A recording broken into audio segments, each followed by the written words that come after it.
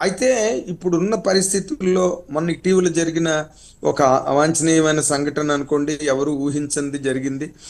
అలాంటివి గతంలో కూడా కొన్ని సినిమాలకి బొబ్బుల పులి సినిమా రిలీజ్ అయినప్పుడు కానీ, అడవిరాముడు సినిమా రిలీజ్ అయినప్పుడు కానీ, దానవీర సూరకర్ణ రిలీజ్ అయినప్పుడు కానీ, ఘరానా మొగుడు రిలీజ్ అయినప్పుడు, అంటే ఒక మాస్ సూపర్ స్టార్స్ సినిమాలు రిలీజ్ అయినప్పుడు అక్కడక్కడ ఒకటి రెండు అలాంటి ఇన్సిడెంట్స్ రిపోర్ట్ అయిన సందర్భాలు ఉన్నాయండి. కాకపోతే ఈసారి ఇది మరీ అమానుషంగా జరగడం వల్ల, అమానవీయంగా జరిగింది. అందరూ ఆవిడని తొక్కేశారు. ఆ తొక్కిసలాటలో ఆవిడ ప్రాణం పోయింది సినిమా చూడడానికి వచ్చి. ఇవన్నీ అందరినీ, పౌర సమాజాన్ని బాధ పెట్టింది. సినిమా పరిశ్రమలో అందరూ కూడా దాని గురించి చాలా చాలా బాధపడ్డారు. సో ఈ నేపథ్యంలో ఇప్పుడు ఆయన తీసుకున్న స్టర్న్ డెసిషన్, ఎవరు రేవంత్ రెడ్డి గారు తీసుకున్న స్టర్న్ డెసిషన్ కి కాంట్రిబ్యూట్ చేసిన కారణాలు చాలా ఉన్నాయండి. అదొక ఇన్సిడెంట్ కాదు, దాని వెనకాతల దాని చుట్టూరా జరిగిన చాలా రభస ఎంతో జరిగింది. దాని నేపథ్యంలో దానికి పర్యవసానంగా ఆయన కొంత ఆగ్రహానికి లోనై మాట్లాడినట్టుగానే అనిపించింది రేవంత్ రెడ్డి గారు. ఎందుకంటే ఆయన చాలా సామరస్యపూర్వకమైన మనిషి, చాలా ఫ్రెండ్లీ పర్సన్. అందరికీ కూడా ఆయన ఫ్రెండ్లీ నేచర్తోనే చిన్నప్పటి నుంచి రాజకీయ రంగంలో ఎదిగారు, ఈ స్థాయికి వచ్చారు. ఆయన ఎదుగుదల అంతా నేను వ్యక్తిగతంగా చూసిన వాడిని హైదరాబాద్ లో. అంచేత ఆయన ఆ నిర్ణయాన్ని అంత తొందరగా, ఆయన అంత స్టర్న్ గా, అంత పట్టుబట్టి, నేను నా నా హయాంలో ఎట్టి పరిస్థితుల్లోని ఇది జరగదు అని, అది రికార్డెడ్ స్టేట్మెంట్ గా బయటకు వచ్చిన దాన్ని అంత సులభంగా ఎవరు కూడా దాన్ని మార్చలేరు, మార్చలేరు. కాకపోతే ఏంటంటే దిల్ రాజు గారు ఈ సమయంలో, ఈ సందర్భంలో, ఇలాంటి విపత్కర పరిస్థితుల్లో దిల్ రాజు గారు లాంటి ఒక గొప్ప వ్యక్తి అని నేను ఎందుకన్నానంటే, ఆయన కూడా చాలా అతి చిన్న దశ నుంచి స్టేజ్కి రీచ్ అయ్యారు. పెద్ద మేకరు, బ్రహ్మాండమైన మేకరు, డిస్ట్రిబ్యూటరు, ఎగ్జిబిటరు, ఎన్నో థియేటర్లు హోల్డర్లు ఉన్న వాళ్ళు ఇక్కడనే కాదు, ఆంధ్రలో కూడా ఆయన మాటకి, ఆయన పేరుకి, ఆయన తాలూకు నిర్ణయాలకి కట్టుబడి సరిసాగించే డిస్ట్రిబ్యూటర్లు చాలా మంది ఉన్నారు. అంచేత అలాంటి వ్యక్తి, ఆయనకి అన్ని లోతుపాతులు తెలుసు, అన్ని సాధక బాధకాలు సినిమా పరిశ్రమ గురించి తెలుసు. పైగా స్వయంగా ఆయన సినిమాలే 3 సినిమాలు అక్కడ ఉన్నాయి. ఈ సినిమాలు దానికి ఏం చేయాలి, ఎలా చేయాలి అన్న దాన్ని.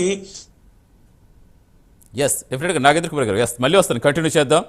రవీంద్రరావు గారు, మీ పేరేమన్నా? గుడ్ ఈవినింగ్ రవీంద్ర గారు. Good evening sir. సార్, మీకేమనిపిస్తుంది? మీ అబ్జర్వేషన్ ఏంటంటే ఇటీవల జరిగిన పరిణామాలకు సంబంధించి కావచ్చు, ఈ రోజు జరిగిన భేటీకి సంబంధించి మీరేం చెప్తారు? మీ పేరేమన్నారు? సతీష్ గారు. సతీష్ గారు, గుడ్ ఈవినింగ్. మీకు ప్యానెల్లో ఉన్న మిత్రులందరికీ నమస్కారం. గుడ్ ఈవినింగ్, చెప్పండి. ఇది మంచి పరిణామమే.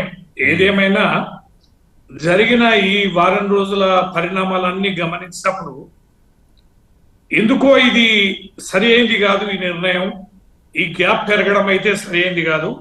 దీన్ని ఎక్కడనొక్కడ వేగవంతంగా ముగించాలనేది మాత్రం వాస్తవం. ఎందుకోసం అంటే కంటిన్యూషన్ జరిగింది.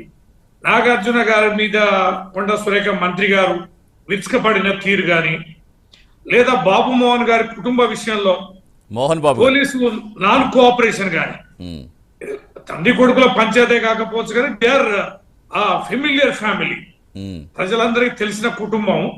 దానిని ఇబ్బంది ఉందని పోలీసును ఆశ్రయించినప్పుడు పోలీసు వారు చెప్పిన కారణాలు, ఈ రౌడీలను తీసుకురావడం లేదా బౌన్సర్లను తీసుకురావడం, ఒక యుద్ధం జరగడం, రోజు టీవీలలో చర్చలు, డిబేట్లు, ఆయన ఇంటి మీదకి దాడికి పోతే ఒక న్యూస్ ఛానల్ అతని మీద, విలేకరు మీద దాడి జరగడం, దాని మీద కేసు కావడం, దాని మీద అరెస్ట్ల పరంపర, బెయిల్ నిరాకరణ, ఆ కుటుంబం సఫర్ కావడం. నెక్స్ట్ ఈ కుటుంబం అనేది ఇప్పుడు ధరలు పెంచిండ్రు. ఏది పుష్ప 2 సినిమాకి ఎవరిచ్చిండ్రు బెనిఫిట్ షో? ఇదే ప్రభుత్వం ఇచ్చింది. మరి ముఖ్యమంత్రి గారికి తెలిసి ఇచ్చిండ్రా, తెలియక ఇచ్చిండ్రా అనేది తెలియదు. ఇచ్చారు.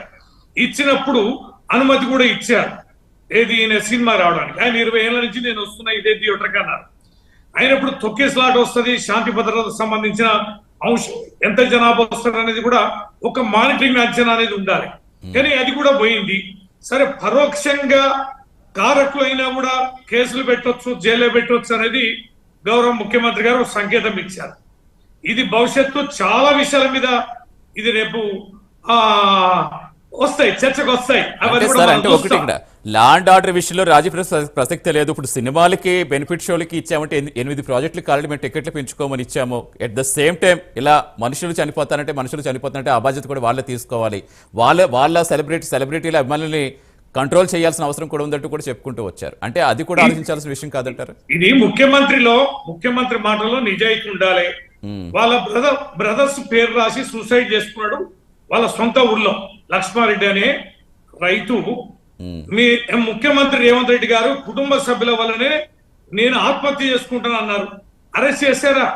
అది డైరెక్ట్ కదా సతీష్ గారు, అది చేయాలి కదా. అంటే ఈ రకమైన ధోరణి అనేది కరెక్ట్ గా. నారాయణ కాలేలో ఒక విద్యార్థి సూసైడ్ చేసుకున్నాడా, ఇది ఊరేసుకున్నాడు. ఈ మేనేజ్మెంట్ యొక్క ఒత్తిళ్ల మేరకి, హెరాస్మెంట్ మేరకే నేను చనిపోతున్నాను పిల్లోడు సూసైడ్ చేసుకున్నాడు. మరి ఆ మేనేజ్మెంట్ తీసుకొచ్చి లోపలేసారా? అంటే నిజాయితీ, నిష్పక్షపాత అనేది ప్రభుత్వానికి, ముఖ్యమంత్రికి ఉండాలి. ముఖ్యమంత్రి ఒకసారి అయ్యాక, అధికారంలోకి వచ్చాక ఎవరైనా వాళ్ళ బిడ్డలే. వ్యవస్థలని భయకంపితులు చేసి కంట్రోల్కి తెచ్చుకోవాలనే విధానం సరైనదిగా. ఇవాళ జరిగిన సమావేశంలో అంతర్గత ఏం కనిపిస్తుంది? చెంప మీద దెబ్బ కొట్టి బిడ్డ రండ్ర కూర్చొని రాని చేతులు కట్టి కూర్చోబెట్టి వినిపిస్తున్నాడు ముఖ్యమంత్రి ఒక స్కూల్ టీచర్ లాగా అనే భావన సంకేతం ఇవాళ సమాజంలోకి పోయింది. ఇది కాదు కదా ఒక ముఖ్యమంత్రి తీసుకోవడం అనేది. ఇన్సిడెంట్ జరిగింది, మరుక్షణమే ఈ పరిణామాలను ఏంటి కారణం అనాలి. బెనిఫిట్ షోకి ఎందుకు ఇవ్వాలి? అదే ఆలోచన ఉన్నవాడైతే ఏదో పరిణామం జరిగితే దేన్నో చేసి ఒక హెరాస్మెంట్ చేసి సినీ పెద్దలని అతలాకుతలం చేసి దారిలోకి తెచ్చుకొని మరి చెప్పినట్టు వినుకోవాలని ఆ శాసించే ఆ ధోరణి అనేది ఇది ప్రజాస్వామ్యం. సతీష్ గారు ఎంత కళ తెలుసా అనండి. నా చిన్నప్పుడు చెన్నైకి అప్పుడు మద్రాసు పోయేది. హీరో ఎన్టీ రామారావు గారి ఇల్లు అని, ఆ చిరంజీవి ఇల్లు అని వాళ్ళ ఇళ్ళ దగ్గరికి బస్సులలో తీసుకుపోయి నేను చూస్తుంటే అబ్బా సినిమా యాక్టర్ ఒక వైభవపేతం చెన్నై అనేది. అట్లాంటి ఇండస్ట్రీ లక్షల మంది దాని మీద ఆధారపడి బ్రతుకుతున్నారు. That is industry. తలమానిక్యం, ఒక గౌరవప్రదమైన ప్రొఫెషనే. దానిని చెరగకుండా కాపాడాల్సిన బాధ్యత ప్రభుత్వాల పైన ఉంది, ముఖ్యమంత్రుల పైన ఉంది. ముఖ్యమంత్రులు ఏమైనా వ్యక్తిగత ధోరణిలో రాగద్వేషాలకు గురి కావద్దు. వారి మాటలకి చేతలకి సమాన దృష్టి అనేది ఉండాలి, అది దగ్గరగా ఉండాలి. అది మేము కోరుకునేది, ప్రజాస్వామ్యవాదులందరూ కూడా కోరుకునేది. శ్రీనివాసరెడ్డి గారిని అడుగుతూ, శ్రీనివాసరెడ్డి గారు ప్రైమ్ లైన్ న్యూస్ ప్రజానికానికి, సతీష్ గారికి, రవీంద్రరావు గారికి, స్మితారెడ్డి గారికి, నాగేంద్ర గారికి అందరికి కూడా ఇప్పుడు చాలా స్పష్టంగా